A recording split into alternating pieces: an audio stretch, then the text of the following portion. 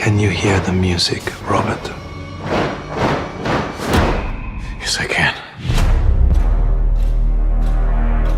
Oppenheimer is a visual masterpiece.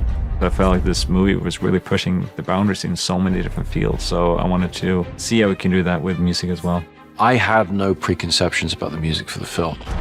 Sometimes you have an idea for the soundscape of the world or the rhythm of it, and sometimes you don't. And in this case, all I had that I gave Ludwig was the idea of basing the score on the violin. There's so much in the performance of the violin.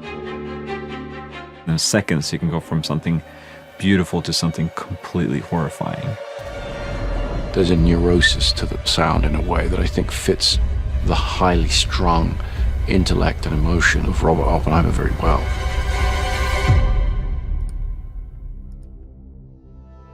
We wanted a handmade feel using real instruments, but also synthesizers that Ludwig can manipulate so expertly.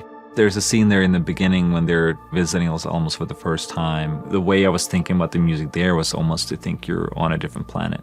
And that's also why the musical tonality changes from like this organic palette to more of an alienistic score.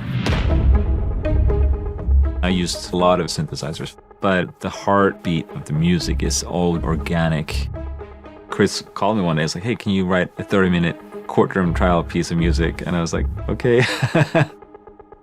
Chris had an idea of scoring that scene like an action movie. And I thought that was something very interesting. We would take his experiments and we would put them to picture and edit them and try different things and show it to Ludwig, and he would go and bring more things to the table.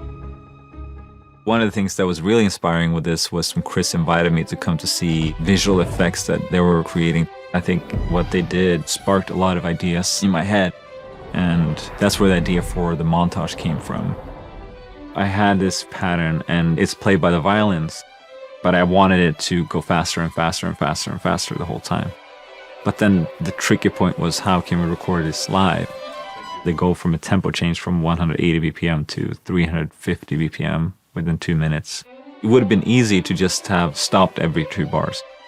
We did that too, but you don't get that magical flow that you only get with live musicians playing together in a room, where there's 40 people doing their own tempo adjustments in their heads. So you can still hear like some friction, and that energy really affects the recording. We worked on this piece for a week, every day, and tried and played it over and over and over again, and the results are marvelous. They were also excited about it, grateful, and like, oh, I can't believe we did this.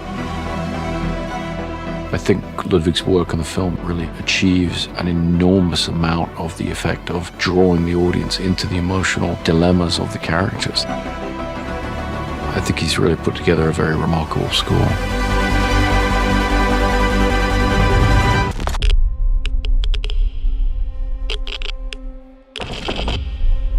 This is a national emergency. Detonator charged.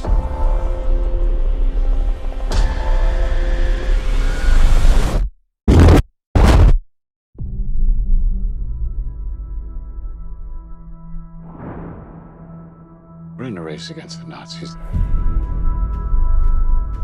And I know what it means if the Nazis have a bomb. We have a 12-month head start. 18. How could you possibly know that? We've got one hope. All America's industrial might and scientific innovation connected here. A secret laboratory. Keep everyone there until it's done. Let's go recruit some scientists. Build a town, build it fast. If we don't let scientists bring their families, we'll never get the best. Why would we go to the middle of nowhere for who knows how long? Why? Why? How about because this is the most important thing to ever happen in the history of the world? You're the great improviser, but this you can't do in your head. Are we saying there's a chance that when we push that button, we destroy the world?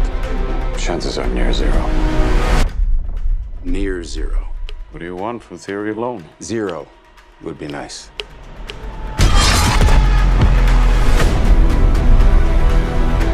This is a matter of life and death. But I can perform this miracle. World War II would be over. Our boys would come home. That's happening, isn't it?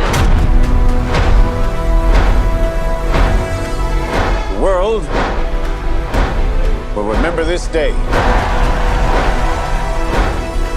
Our work here will ensure a peace mankind has never seen.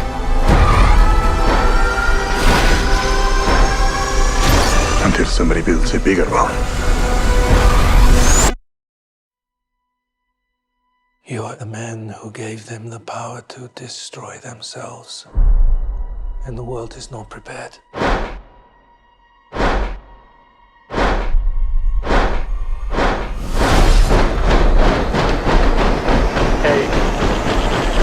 7, 6, 5, 4, 3, Truman needs to know what's next. 2, What's next? 1.